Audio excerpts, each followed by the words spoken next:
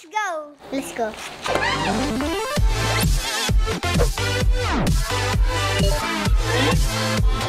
First timers, what's up sa inyo?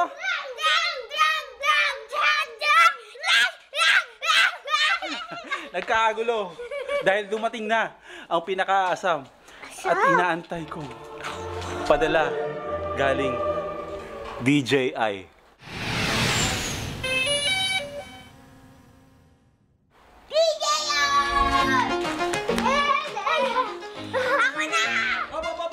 Mabasag. Uy, ibaba nyo. So ito na, dumating na ang box na galing DJI na padala. Ngayon bubuksan natin. Tingnan natin. Alamin muna natin kung ano nakalagay dyan. Fragile, handle with care. So feeling ko ito na yon. Ito na yon. Alam nyo na kung ano laman na ito. Ngayon, susubukan natin buksan. Excited na ako. Bubuksan natin itong padala sa atin, itong box na to. Kasi may feeling ako na ito na yun, yung pinakaatay natin. Oh my God, oh my God. Wow! Ano yan? Ba't ganyan? What's that? Ba't ganyan? Ano yan? Ganyan. Bakit puro basura to? Wow! Oh! Yan na ba yan?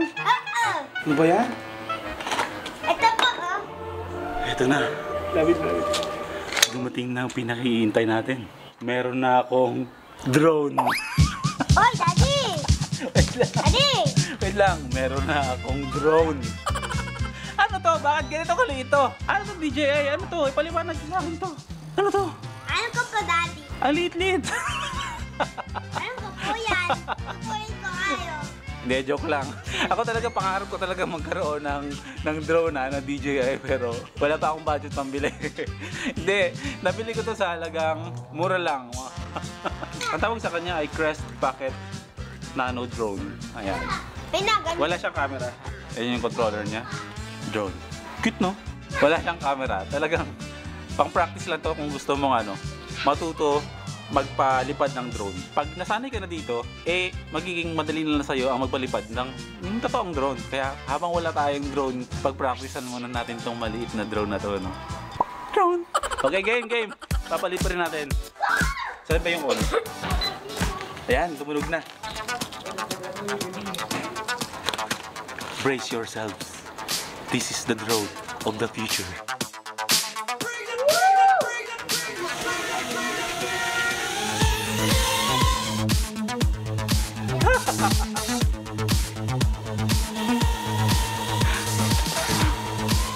Masaya si Daddy.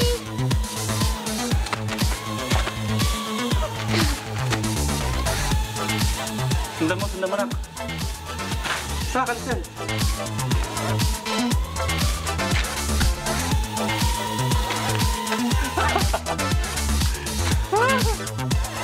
The drone of the future. Pwede mo lang. Medyo mahirap siya kontrolin kasi hindi siya tulad ng mga malalaking drone na meron siyang parang stabilization na pag once na lumipad na, talagang nag-steady siya sa hangin. Ito, once na inangat mo, umaangat siya at pag binitawan mo yun, lalaglag. Tandaan lang. Opo. Taas. Uy! Ayan, si Rana.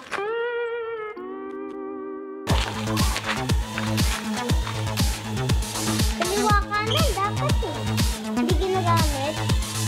Maliban sa drone siya, sa laro ang drone, itong dalawang to, ito yung control pag gusto mo magpalipad ng missile. Subukan natin.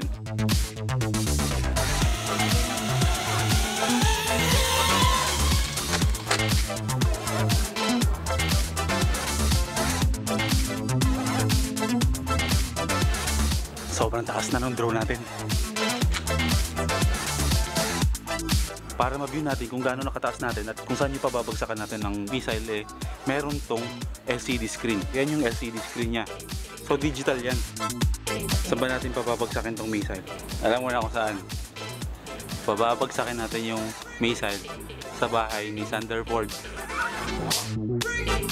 Let's just keep feeling naked, baby. Versace on the floor. Darn it! Bili kayo nito, mura lang to, kasi mura lang. Ilalagay ko sa description yung store na pinagbilhan namin. Bye-bye!